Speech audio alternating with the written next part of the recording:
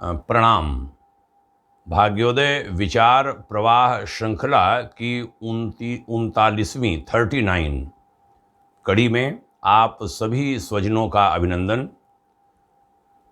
आज 28 फरवरी, दूसरा माह समापन हो रहा है 2021 का। पिछली कड़ी में हमने भारतीय संस्कार परंपरा पर प्रकाश डाला था। उस पर कई स्वजनों ने बधाई दी, धन्यवाद दिया और इच्छा जताई कि आप एक एक करके सभी संस्कारों की चर्चा एक एक दिवस करने का कष्ट करें। सो आज हम उसी बात को आगे बढ़ाएंगे और यह क्रम जब तक सभी संस्कारों की चर्चा पूरी नहीं होती तब तक हर रविवार चलता रहेगा। हम संस्कार परंपरा के महत्व की कुछ बातें कहते हुए तब आगे संस्कारों की बात को आगे बढ़ाएंगे। कहा गया, बड़ी प्यारी बात मीमांसा दर्शन में।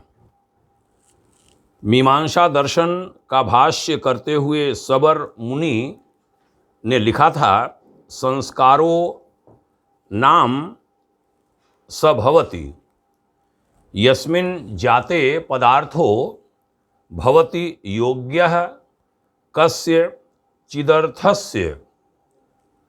इसका भावार्थ है कि संस्कार वह प्रक्रिया है जिसके होने से कोई व्यक्ति या पदार्थ किसी कार्य के योग्य हो जाता है।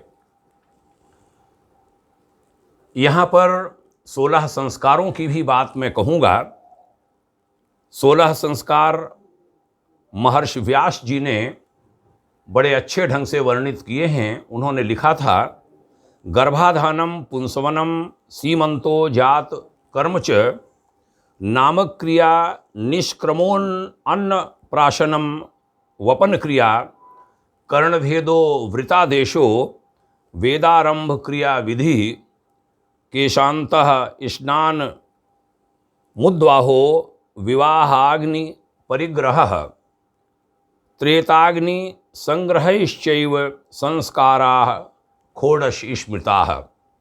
व्यास स्मृति 1.13 एंड 14 उसमें इसका जिक्र है, जिसका मतलब है कि गर्भाधान, पुंसवन, सीमांतोन्नयन, जातकर्म, नामकरण, निष्क्रमण, अन्नप्राशन, चूड़ाकर्म, कर्णभेद, उपनयन, वेदारंभ यानी विद्यारंभ, समावर्तन, विवाह और अग्न्याधान, ये संस्कार होते हैं। अग्न्याधान के अंतर्गत 3 अग्नियाँ गार्हपत्य, आहवनीय और दक्षिणाग्नि स्थापित की जाती थीं। इन अग्नियों का व्यावहारिक उपयोग वानप्रस्थ, अंत्येष्टि और मरणोत्तर संस्कारों में होने से संस्कारों की मान्य संख्या 16 सिद्ध हो जाती है। इन नामों में कहीं कहीं अलग अलग स्थानों पर भिन्नता भी पाई जाती है। तो यहाँ में कुछ और गूढ़ बात जो हमारे मार्गदर्शक पूज्यवर गुरुदेव आचार्य श्री राम शर्मा जी के शब्द हैं, उद्धृत करूँगा। उन्होंने लिखा था, आयुर्वेदिक रसायन बनाने की अवधि में औषधियों पर कितने ही संस्कार डाले जाते हैं। कई बार कई प्रकार के रसों में उन्हें खरल किया जाता है और कई बार उन्हें गजपुट द्वारा अग्नि में जलाया और तपाया जाता है। तब कहीं वह रसायन ठीक तरह तैयार होता है और साधारण सी जो धातुएं हैं, रांगा, जस्ता, तांबा, लोहा, अभ्रक जैसी कम महत्व की धातुएं चमत्कारिक शक्ति संपन्न बन जाया करती हैं। ठीक उसी प्रकार मनुष्य को भी समय समय पर विभिन्न आध्यात्मिक उपचारों द्वारा सुसंस्कृत बनाने की महत्वपूर्ण पद्धतियां भारतीय तत्ववेत्ताओं ने, ऋषियों ने विकसित की थीं। उसका परिपूर्ण लाभ देशवासियों ने हजारों लाखों वर्षों से उठाया है। यूँ किसी व्यक्ति को सुसंस्कृत बनाने के लिए शिक्षा, सत्संग, वातावरण, परिस्थिति, सूझबूझ आदि अनेक बातों की आवश्यकता पड़ती है। सामान्यतः ऐसे ही माध्यमों से लोगों की मनोभूमि विकसित होती है, ऐसा माना जाता है। लेकिन इसके अतिरिक्त भारतीय तत्ववेत्ताओं ने मनुष्य की अंतःभूमि को श्रेष्ठता की दृष्टि में विकसित करने के लिए कुछ ऐसे सूक्ष्म उपचारों का भी आविष्कार किया था जिनका प्रभाव शरीर और मन पर ही नहीं बल्कि उसके सूक्ष्म अंतःकरण पर भी पड़ता है और उसके प्रभाव से मनुष्य को गुण कर्म स्वभाव की दृष्टि से समुन्नत स्तर की ओर उठने में सहायता मिलती है। यह गुरुवर आचार्य श्रीराम शर्मा जी ने कहा, जो विचार क्रांति अभियान के प्रणेता हैं।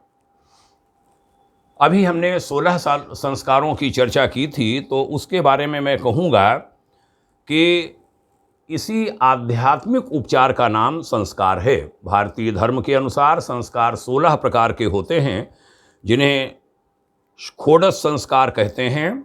माता के गर्भ में आने के दिन से लेकर मृत्यु तक की अवधि में समय समय पर प्रत्येक भारतीय धर्मावलंबी को 16 बार संस्कारित करके एक प्रकार का आध्यात्मिक रसायन बनाया जाता रहा है। प्राचीन काल में प्रत्येक भारतीय इसी स्तर का एक जीता जागता रसायन हुआ करता था। मनुष्य शरीर में रहते हुए भी उसकी आत्मा देवताओं के स्तर की बन जाती थी। यहाँ के निवासी भूसुर अर्थात पृथ्वी के देवता माने जाते थे। उनके निवास की यह पूर्ण भूमि भारत माता स्वर्गादपि गरीयसी कहलाई जाती थी, समझी जाती थी। संस्कारवान व्यक्तियों को तथा उनके निवास स्थान को ऐसा गौरव मिलना ही चाहिए था। ये हमने संस्कारों के बारे में थोड़ा सा कहने का प्रयास किया। अब मैं जो गर्भाधान संस्कार, पहला संस्कार वस्तुतः होता है, जैसा महर्षि व्यास जी के श्लोक में अभी आया, लेकिन गर्भाधान संस्कार आज प्रचलित नहीं रह गया। गर्भाधान संस्कार का विधान बड़ा प्यारा सा है, जिसका अर्थ है कि दंपति अपने प्रजनन प्रवृत्ति से समाज को सूचित करते हैं। विचारवान लोग यदि उन्हें इसके लिए अनुपयुक्त समझें तो मना भी कर सकते हैं। प्रजनन वैयक्तिक मनोरंजन नहीं वरन सामाजिक उत्तरदायित्व है। इसलिए समाज के विचारशील लोगों को निमंत्रित कर उनकी सहमति लेनी पड़ती है। यही गर्भाधान संस्कार है। पूर्व में हमारे भारत में यही सब होता था। आज लोगों के शरीर खोखले हो गए और संतानोत्पत्ति को ही वैयक्तिक मनोरंजन मान लिया गया, तो फिर गर्भाधान संस्कार का महत्व चला गया। लेकिन इस पर भी, इतने के बाद भी उसके महत्व को नहीं भुलाया जाना चाहिए। उस परंपरा को किसी न किसी रूप में जीवित रहना चाहिए। मैं उन लोगों को जिनके विवाह अभी हुए हैं या जिनके विवाह होने जा रहे हैं, ऐसे दंपतियों से, पति पत्नियों से कहना चाहूँगा कि पति पत्नी एकांत मिलन के साथ वासनात्मक मनोभाव न रखें। मन ही मन आदर्शवादी उद्देश्य की पूर्ति के लिए ईश्वर से प्रार्थना करते रहें कि हम जिस ओर बढ़ रहे हैं, जो हमारे गर्भ में बच्चा आने वाला है, उसकी मनोभूमि बड़ी ऊंची हो और जो जैसा आप सोचेंगे वह उसके बच्चे की मनोभूमि पर वह भाव अंकित हो जाते हैं। लुक छिप कर पाप कर्म करते हुए, भयभीत, डरे हुए और आशंका रहित अनैतिक समागम व्यभिचार के फलस्वरूप जन्मे बालक बालिकाएं अपना दोष दुर्गुण भी साथ लाया करते हैं। इसी प्रकार उस समय दोनों की मनोभूमि यदि आदर्शवादी मान्यताओं से भरी हुई हो तो मदालसा और अर्जुन आदि की तरह मनचाहे स्तर के बालक उत्पन्न किए जा सकते हैं। गर्भाधान का जो संस्कार है उसका प्रयोजन वास्तव में यही है। हम इस समय पुंसवन संस्कार जो आज प्रचलित है उसकी चर्चा यहाँ करना चाहेंगे। हमने गर्भाधान संस्कार का थोड़ा संकेत मात्र किया। पुंसवन संस्कार जन्म के पूर्व पहला संस्कार, अगर 16 संस्कारों में कहें, गर्भाधान को प्रासंगिक न मानकर छोड़ें तो पुंसवन संस्कार पहला संस्कार बनता है। उसका भाव क्या है मैं आपको बताऊं कि गर्भ सुनिश्चित हो जाने पर 3 माह जब पूरे हो जाएं तब पुंसवन संस्कार कर दिया जाना चाहिए। विलंब से भी किया जाए तो दोष नहीं, लेकिन समय पर करने का लाभ विशेष होता है। तीसरे माह से गर्भ में आकार और संस्कार दोनों अपना स्वरूप पकड़ने लगते हैं, इसलिए उनके लिए आध्यात्मिक उपचार समय पर ही कर लिया जाना चाहिए। परिवार के लोग और गर्भिणी स्वयं गर्भ का महत्व समझे, वह विकासशील शिशु माता पिता, कुल परिवार और समाज के लिए विडंबना न बने, बल्कि सौभाग्य और गौरव का कारक और कारण बने। इसके लिए कुछ व्यवस्थाएं करनी होती हैं, जिसमें एक औषधि तैयार की जाती है जिसको अवघ्राण माने सूंघा जाता है गर्भिणी के द्वारा, और उसमें वट वृक्ष की जटाओं के मुलायम सिरों का छोटा टुकड़ा, गिलोय और पीपल की कोपल मुलायम पत्ते लाए जाते हैं, उनको पीसा जाता है और उनका थोड़ा थोड़ा अंश पानी के साथ सिल पर पीसकर कटोरी में उसका घोल तैयार कर लिया जाता है। तैयारी में दूसरा पक्ष होता है साबूदाने या चावल की खीर तैयार की जाए, और जहाँ तक संभव हो सके उसके लिए देशी गाय के दूध का प्रयोग किया जाए, खीर गाढ़ी हो। यह सब तैयारियां हैं। उसके बाद जो यज्ञीय कर्मकांड है, विधिवत सारे लोग बैठते हैं, सारी जो प्रक्रियाएं होती हैं, मंगलाचरण, खटकर्म, संकल्प, यज्ञोपवीत परिवर्तन, कलावा, तिलक बंद और रक्षा विधान तक का पूरा यज्ञीय क्रम पूरा किया जाता है। उसके बाद आहुतियाँ हों यज्ञ कुंड में, उसके पहले पुंसवन संस्कार के विशेष कर्मकांड जोड़े जाते हैं, जिसमें औषधि अवघ्राण पहला क्रम है। 3 चीज़ें हमने बताई, वट वृक्ष, गिलोय और पीपल। उनकी एक एक लाइन की व्याख्या भी करूंगा कि वट वृक्ष विशालता और दृढ़ता का प्रतीक है, धीरे धीरे बढ़ना धैर्य का सूचक है। गिलोय वृक्ष में ऊपर बढ़ने की शक्ति प्रवृत्ति होती है।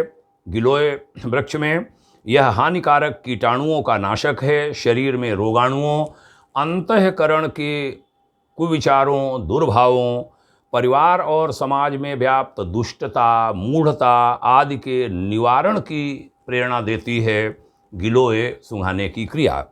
शरीर को पुष्ट करके प्राण ऊर्जा की अभिवृद्धि कर माने उसको बढ़ाकर सत्प्रवृत्तियों के पोषण की सामर्थ्य पैदा करती है गिलोय।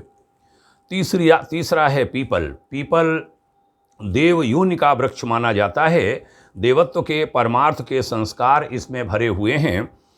इनका वर्ण, धारण और विकास किया जाए, यह भाव होता है पीपल को उसमें जोड़ने का। सूंघने और पीने का, पान करने का मतलब है श्रेष्ठ संस्कारों का गर्भिणी वर्ण कर रही है, उन्हें आत्मसात करने की व्यवस्था बना रही है। इसी प्रकार आहार और दिनचर्या का भी निर्धारण वह करेगी। श्रेष्ठ पुरुषों के प्रसंगों के अध्ययन, श्रवण, चिंतन द्वारा गर्भिणी अपने में और अपने गर्भ में जो शिशु पल रहा है, जीव पल रहा है, उसमें श्रेष्ठ संस्कार पहुंचाएगी। इस कार्य में परिवार के लोग, परिजन उसका सहयोग करेंगे, ये भाव इसका होता है। 4-5 इसमें कर्मकांड हैं, जिसकी व्याख्या मैं यहाँ पर संक्षेप में कर रहा हूँ। पहला, औषधि की कटोरी गर्भिणी के हाथ में दी जाती है, वह दोनों हाथों से उसे पकड़ती है, मंत्र बोला जाता है। मैं यहाँ मंत्र बोल करके भी सुनाऊंगा, आगे के मंत्र समय ज़्यादा न लगे इसलिए उनका उच्चारण नहीं करूँगा, पहला मंत्र बोलूँगा। गर्भिणी अपने नाक के, नासिका के पास ले आकर औषधि की कटोरी नाक के पास ले आकर धीरे धीरे श्वास के साथ उसकी गंध को धारण करती है। भावना की जाती है कि औषधियों के श्रेष्ठ गुण और संस्कार गर्भिणी के द्वारा खींचे जा रहे हैं और खींचकर जीव तक, शिशु तक पहुंचाए जा रहे हैं, और वेद मंत्रों तथा दिव्य वातावरण द्वारा इस उद्देश्य की पूर्ति में सहयोग मिल रहा है। ये भाव होता है मंत्र बोलने का। यहाँ पर हम पहला मंत्र जो औषधि अवघ्राण का है वो बोलेंगे। ओम अदभ्यः संभृतः पृथिव्यै रसाश्च विश्वकर्मणः समवर्तताग्रे तस्य त्वष्टा विदध द्रूपमेति तन्मर्तस्य देवत्व माजानमग्रे। ये मंत्र बोला जाता है और गर्भिणी उस औषधि का अवघ्राण करती है, सूंघती है, गहरे से श्वास खींचकर कम से कम 3 बार 5 बार। उसके बाद गर्भ का पूजन होता है। गर्भ कौतुक नहीं बल्कि एक बहुत बड़ी जिम्मेदारी है। उसे समझा जाए और उस जिम्मेदारी को उठाने की तैयारी मानसिक और व्यावहारिक क्षेत्र में की जाए, जो माता पिता बनने जा रहे हैं उनके द्वारा और उनके परिवार के द्वारा। गर्भ के माध्यम से जो जीव प्रकट होना चाहता है उसे ईश्वर का प्रतिनिधि माना जाए और उसके लिए समुचित व्यवस्था बनाई जाए, उसके स्वागत की तैयारी की जाए। गर्भ पूज्य होता है। कोई पूज्य व्यक्ति सामने हो तो अपने स्वभाव और परंपरा के द्वेष वैर को भुलाकर भी शालीनता का वातावरण बनाया जाता है। गर्भ के लिए भी वैसा ही किया जाए। गर्भ का पूजन एक सामयिक औपचारिकता मात्र न रह जाए, संस्कारित करने के लिए पूजा उपासना का सतत प्रयोग चले, घर में आस्तिकता का वातावरण रहे, गर्भिणी स्वयं भी नियमित उपासना करे, उसे आहार और विश्राम जितना ही महत्वपूर्ण मानकर चलाया जाए। अधिक न बने तो कम से कम पंचाक्षरी मंत्र, गायत्री मंत्र का जो ओम भूर्भुवः स्वः है वही बोल लिया जाए, अथवा गायत्री चालीसा अथवा कोई भी जो आपका प्रार्थना का माध्यम है उसे अवश्य किया जाए। गर्भ पूजन के लिए गर्भिणी के घर परिवार के सभी बड़े लोग अक्षत पुष्प लेकर बैठते हैं, मंत्र बोला जाता है और मंत्र समाप्ति पर एक तस्तरी में प्लेट में सभी सामग्रियों को उन अक्षत पुष्पों को एकत्र करके गर्भिणी के पेट से स्पर्श कराया जाता है। फिर उसका विधिवत मंत्र है जिसमें भावना की जाती है मंत्र बोलते हुए कि गर्भस्थ शिशु को सद्भाव और देव अनुग्रह का लाभ देने के लिए पूजन किया जा रहा है। गर्भिणी उसे स्वीकार करके गर्भ को वह लाभ पहुंचाने में सहयोग कर रही है। उसके बाद आश्वासना का क्रम है जिसमें पहला आश्वासन गर्भिणी देती है अपने गर्भस्थ शिशु को और दूसरा आश्वासन परिवार के लोग देते हैं कि गर्भ के माध्यम से प्रकट होने वाले जीव की अपेक्षा होती है कि उसे विकास के लिए सही अवसर धरती पर आने के बाद मिलेगा। जिस सत्ता ने गर्भ प्रदान किया है वह भी उस उत्तरदायित्व को पूरा होते देखना चाहती है। दोनों को आश्वस्त किया जाना चाहिए कि उन्हें निराश नहीं होना पड़ेगा। और आश्वासन माने दाहिना हाथ उठाकर गर्भिणी तो अपने पेट पर हाथ को रखती है, बच्चे को आश्वासन हाथ रख कर के गर्भ पर देती है और परिवार के लोग उसके गर्भ की ओर दोनों हाथ उठाकर आशीर्वाद की मुद्रा में बैठते हैं और मंत्र बोला जाता है। सब प्रयास करते हैं कि गर्भ पर अभाव और कुसंस्कारों की छाया नहीं पड़ने दी जाएगी, गर्भिणी गलत आकांक्षाएं पास न आने देगी, वह यहाँ वहाँ मोबाइल और बेकार की बातों में ही अपने आप को नहीं लगाए रखेगी। परिजन उसकी उचित आकांक्षाओं को जानेंगे और पूरा करेंगे। वह क्या खाना चाहती है यही पूछना पर्याप्त नहीं, कैसा व्यवहार वो चाहती है यह भी उससे पूछा जाए, समझा जाए और पूरा किया जाए। बड़ी महत्वपूर्ण प्रक्रिया ये होती है जो हमने आपको कहा। गर्भस्थ शिशु और परमात्मा दोनों को आश्वस्त किया जाता है, उसका भी बड़ा प्यारा सा मंत्र है। अगला, उसके बाद आश्वासना के बाद यज्ञ के सारे कर्मकांड होते हैं, आहुतियाँ होती हैं, फिर विशेष आहुति समर्पित की जाती है। विशेष आहुति वास्तव में कहूँ कि यज्ञीय जीवन भारतीय संस्कृति की विशेष उपलब्धि है। जीवन का हर चरण एक आहुति है। कृत्य विशेष को यज्ञ में बनाने के लिए विशेष क्रम करने पड़ते हैं। विशेष आहुति उसी बोध को जीवंत बनाती है। एक जो खीर बनाई जाती है जिसका जिक्र हमने आरंभ में किया, उस खीर की आहुतियाँ दी जाती हैं, कम 5 आहुतियाँ, और उसका प्यारा सा मंत्र है। वह मंत्र मैं यहाँ नहीं बोल रहा हूँ, भावना उस समय करें जब ये पूजन करें कि दिव्य मंत्र शक्ति के संयोग से गर्भस्थ शिशु और सभी परिजनों के लिए अभीष्ट मंगलमय वातावरण बन रहा है। और वह आहुतियाँ देने के बाद जो खीर बचेगी वह बाद में गर्भिणी को खिलाई जाती है। उस खीर को और कोई नहीं खाता। चरु प्रदान उसका अगला चरण है। चरु से बची हुई माने यज्ञ से बची हुई खीर गर्भिणी को सेवन के लिए विधिवत दी जाती है, भेंट की जाती है। यज्ञ से संस्कारित अन्न ही मन में देवत्व की वृत्तियां पैदा करता है। स्वार्थ वृत्ति से स्वाद को लक्ष्य करके तैयार किया हुआ भोजन अकल्याणकारी होता है। आहार प्रभु का प्रसाद बना कर लिया जाए, बिना भोग लगाए नहीं खाना संयम की वृत्ति को पैदा करता है, पुष्ट करता है।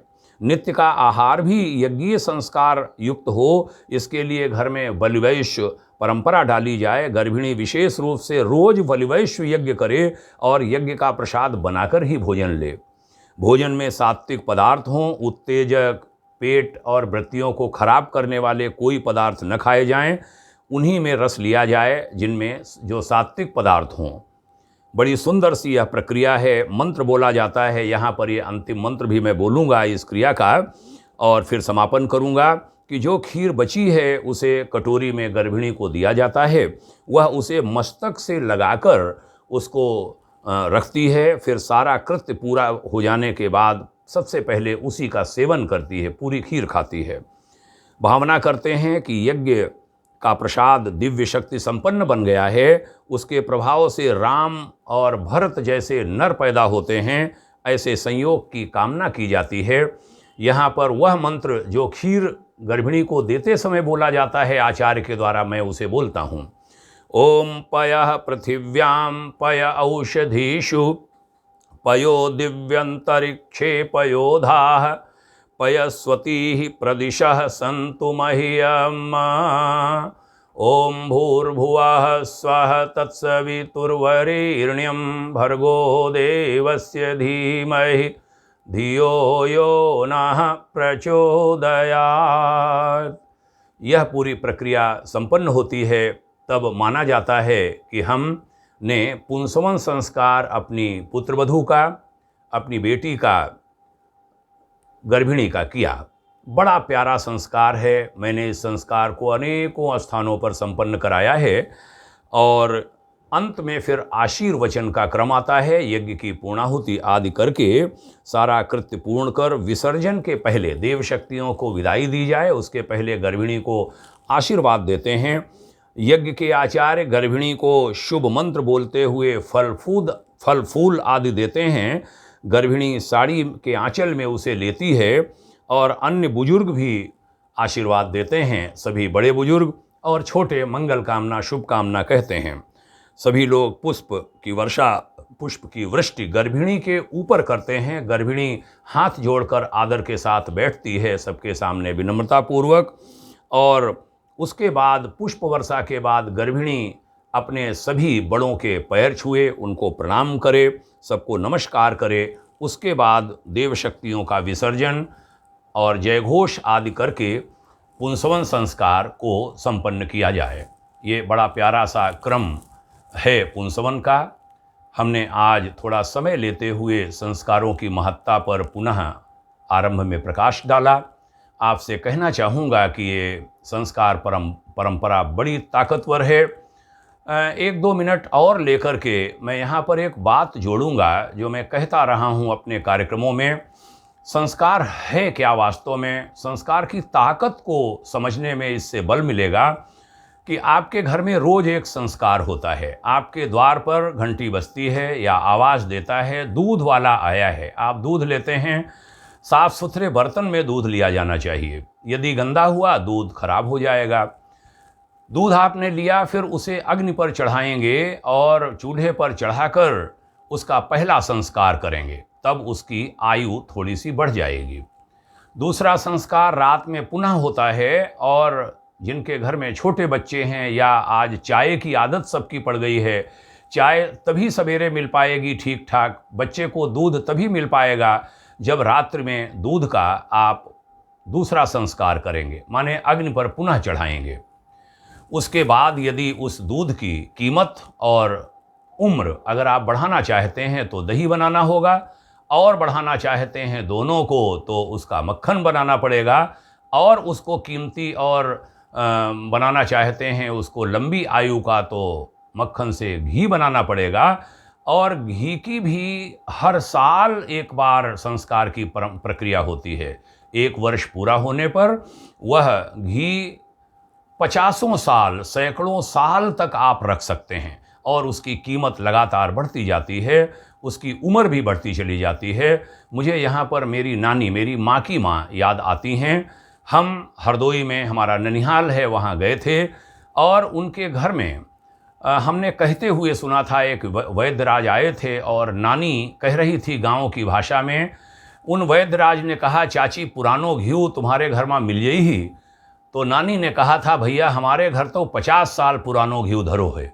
और 50 साल पुराना घी एक बर्तन में रखा था, वह उन्होंने अपने गांव के उन वैद्य राज को दिया था। वैद्य राज आज के जानते हैं, वैद्य आज के पुराने सभी कि पुराने घी की कीमत क्या होती है, उसका कोई मूल्य नहीं है। लाखों करोड़ों रुपए किलो का घी है वह। तो जो मूल रूप से घी कुछ रुपए लीटर का था, उसकी उम्र 24 घंटे भी नहीं थी। उसको सैकड़ों सालों तक जिंदा रखा जा सकता है और लाखों रुपए किलो का घी बनाया जा सकता है, यदि उसका संस्कार हम करते रहें नियमित रूप से। ऐसे ही जीवन का संस्कार है ये जीवन। न जाने, लोग कहते हैं 700 करोड़ लोग रहते हैं इस धरती पर, 7 अरब लोग, और उनमें न जाने लोग कैसा कैसा जीवन जीते हैं, दुनिया भर के आतंक फैलाते हैं, गलत काम करते हैं, एक दूसरे को नीचा दिखाने की कोशिश करते हैं। लेकिन यदि संस्कार से गुजारा जाए पूरी जीवन यात्रा को, जन्म से लेकर, जन्म के पूर्व से लेकर और शरीर के अवसान के बाद तक की सारी अवस्थाओं को, तो करिश्मा हो जाए, वास्तव में नर में नारायण बन जाए। और इसी दिशा में की ओर हमारा भारत बढ़े। आगे आने वाले समय में उसको ऐसा बनाना ही पड़ेगा। बहुत बहुत धन्यवाद, प्रणाम करता हूँ संस्कार परंपरा को। शुभकामनाएं। जय हिंद। ओम शांति।